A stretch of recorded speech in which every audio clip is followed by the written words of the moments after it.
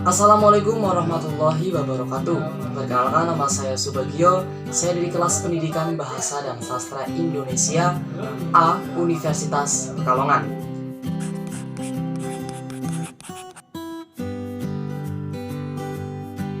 Dalam video kali ini yaitu akan berisikan sebuah video presentasi mengenai pembelajaran apresiasi puisi, yang dalam hal ini saya akan menggunakan strategi pembelajaran puisi menggunakan media lagu.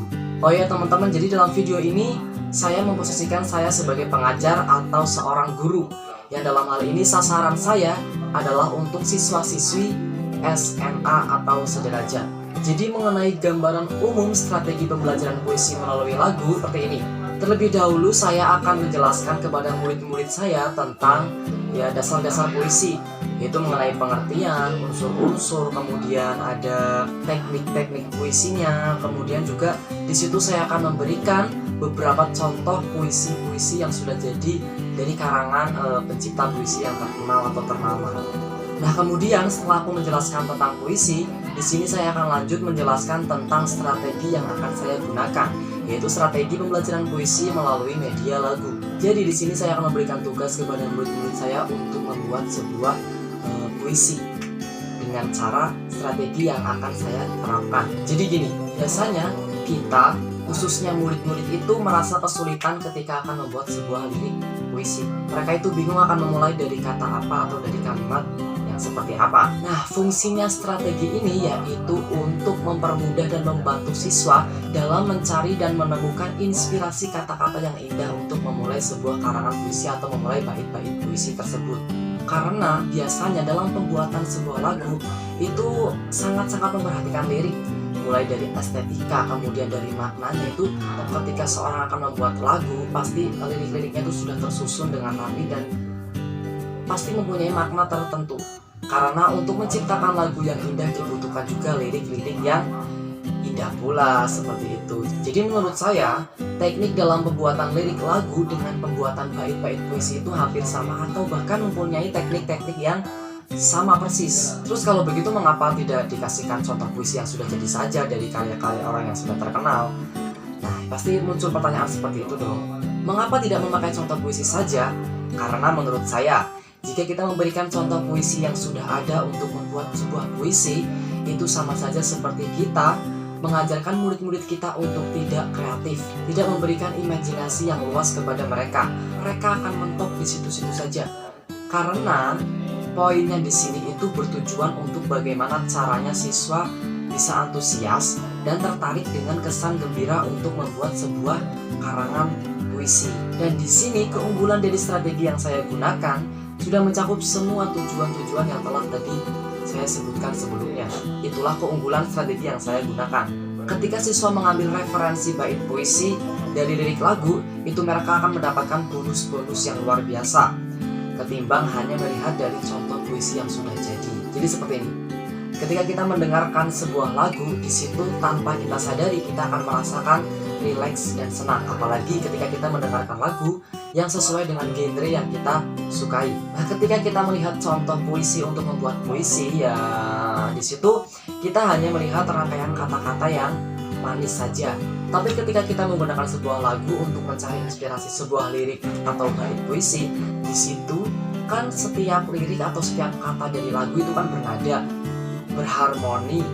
Nah, di situ kita tuh tidak akan bosan untuk terus belajar membuat atau kita merangkai lirik-lirik puisi dari inspirasi lagu yang kita dengarkan tersebut. Beda dengan kita hanya menonton sebuah puisi yang sudah jadi, itu kan ya kita baca aja gitu, tidak ada kesan senang atau kita itu nyaman mendengarkan lagu. Tahu gak sih, ketika kita mendengarkan sebuah lagu itu kan pasti enak gitu, apalagi kita mendengarkan sesuai yang kita inginkan. Jadi sudah tahu ya kenapa alasan saya memilih strategi ini untuk pembelajaran puisi. Nah, menariknya lagi, lagu itu kan beda-beda ya. Ada yang liriknya tentang cinta, kemudian tentang keindahan alam, kemudian tentang religi juga ada, kemudian sedih pun juga ada. Nah, di situ sama seperti dengan puisi. Puisi kan juga ada tema-temanya, ya kan?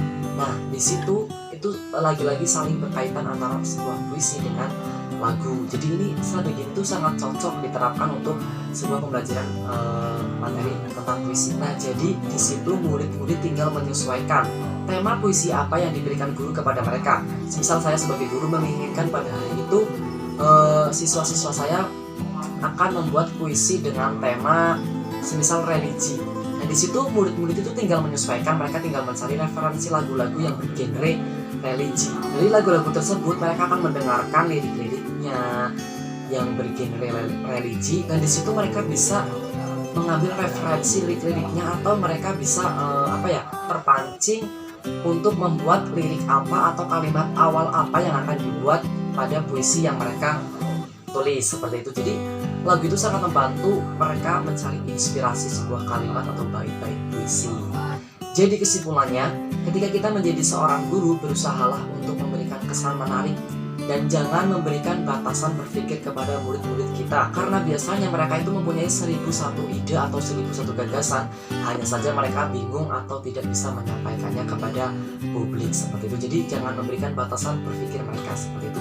Nah, setelah murid-murid saya berhasil membuat puisi, di situ saya akan memuji mereka dengan cara membacakannya ke depan kelas satu persatu, ya, satu persatu. Jadi saya usahakan semua murid yang ada di kelas saya itu membacakan puisi, karena biasanya mungkin ada beberapa murid yang mereka itu sudah menyiapkan dengan sedemikian rupa, mempersiapkan segala hal dengan sangat maksimal, namun biasanya tidak kebagian jatah waktu untuk mereka menunjukkan atau mereka maju praktek membaca puisi atau menunjukkan gagasan-gagasan yang sudah mereka persiapkan sebelumnya. Itu seperti itu, biasanya ada seperti itu karena pengalaman. Saya sendiri juga pernah mengalami ketika saya ada sebuah praktik, entah itu praktik puisi atau praktik apapun lah di kelas, itu saya sudah menyiapkan dengan semaksimal mungkin, tetapi dengan minimnya jam belajar di sekolah, itu biasanya saya tidak sampai pada giliran saya untuk maju, karena absensi saya itu ada di belakang karena guru saya kan jadi biasanya tuh tidak sempat saya maju, jam pelajaran sudah selesai. Jadi di sini saya akan mengusahakan semua murid-murid saya untuk bisa maju dan memberikan atau mereka mempresentasikan dan mereka tampil di depan kelas seperti itu.